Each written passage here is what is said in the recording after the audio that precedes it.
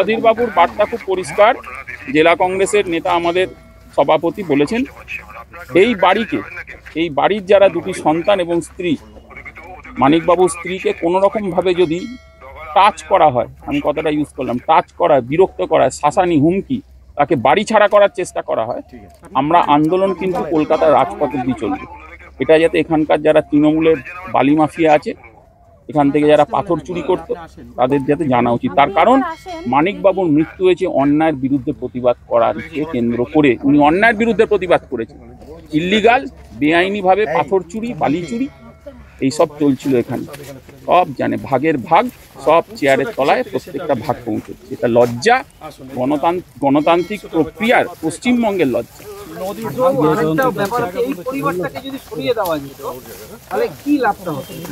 দেখুন, এই পরিবারকে যদি তারা সম্পূর্ণভাবে সরিয়ে ফেলতে পারতেন, তাহলে এই অন্যায় যেটা চলছে সেটা আরো সুন্দরভাবে সংগঠিতভাবে করা যেত।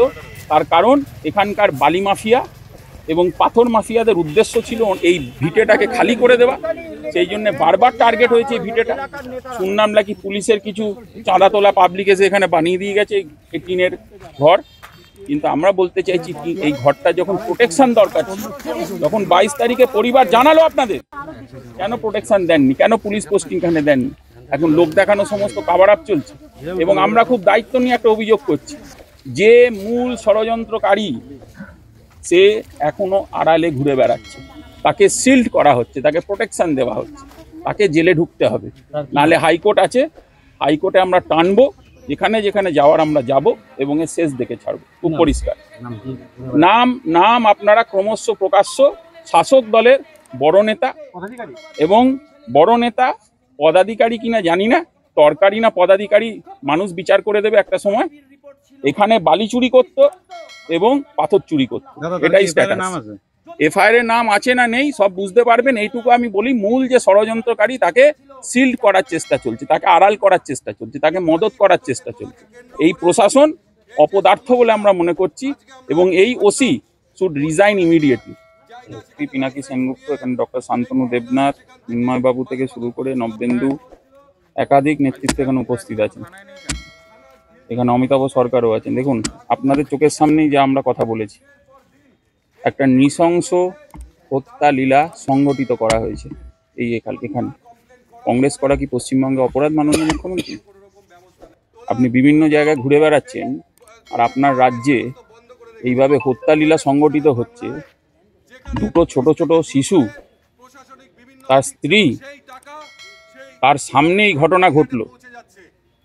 বালি আছে এখানে দেখেছেন, পাথর আছে দেখেছেন, এখানে সমস্ত কুকীর্তি চলতো, সংগঠিত অপরাধ চলতো, মাফিয়া রাজ, তৃণমূল, এই সমস্তটাই একটা সংগঠনের এপিটার ওপিট।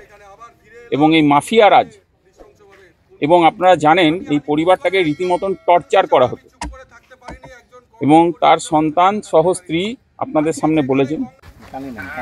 এবং এই ঘটনা আমরা শেষ দেখে ছাড়ব। তার কারণ আমরা এখানে বলতে এসেছি, এই অন্যায়ের বিরুদ্ধে প্রতিবাদ।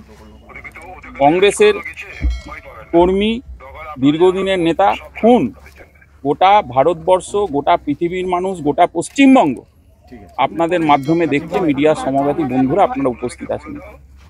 এই এলাকার পুলিশ প্রশাসন কি করছিল?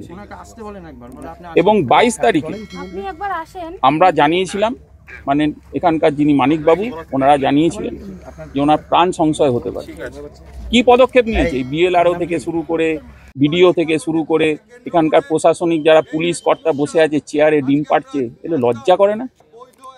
এখনো উনি বেহাল আছেন, চেয়ারে বসে আছেন, ওনার তো রেজিগনেশন দিয়ে চলে যাওয়া দরকার। এবং আমরা খুব পরিষ্কারভাবে বলছি, ভালো করে শুনে নেবেন, আমরা আইনি সাহায্য শুধু নয়, পরিবারটার পাশে থাকবো। দরকার লাগলে সিবিআই তদন্ত হবে, দুধ কা দুধ, পানি কা পানি করতে হবে। এখানে এই হত্যা লীলা সংগঠিত হবে আর কংগ্রেস চুপ করে বসে থাকবে, এটা হতে পারে না। আমরা রাহুল গান্ধী অবধি এই খবর পৌঁছবো। অধীর রঞ্জন চৌধুরী, প্রদেশ কংগ্রেস সভাপতি, ইতিমধ্যেই ফোনের মাধ্যমে কথা বলেছেন আপনাদের সামনে এবং নির্দেশ একটাই, অন্যায়ের বিরুদ্ধে আন্দোলন, কোর্ট থেকে শুরু করে রাস্তা। আমরা আন্দোলন করব এবং জাস্টিস, ইনসাফ এটা দিতে হবে। আজকে সেই ছোট দুটো শিশুর দিকে তাকান তো, আপনারা তাকাতে পারবেন? পারবেন না। সেই মায়ের দিকে তাকান, তাকাতে পারবেন না। এবং পর্যবেক্ষক গুলাম আহমেদ মীর থেকে শুরু করে যাকে যাকে জানানো দলীয় স্তরে আমরা জানাবো। এবং আপনারা জানেন যে গভর্নর সাহেবের সাথে আমরা কন্ট্যাক্ট করার কথা বলছি। এবং মাননীয় মুখ্যমন্ত্রী, আপনি নীতি আয়োগের বৈঠকে কি করেছেন সেটা গুরুত্বপূর্ণ নয় আমাদের কাছে। আমাদের কাছে গুরুত্বপূর্ণ হচ্ছে ময়নাগুড়িতে কংগ্রেস করার অপরাধে একজন খুন হলো চোখের সামনে। আপনার দলের মাফিয়া, বালিচোর, ইটচোর, কয়লা চোরেরা খুন করল এবং সংগঠিতভাবে খুন হলো।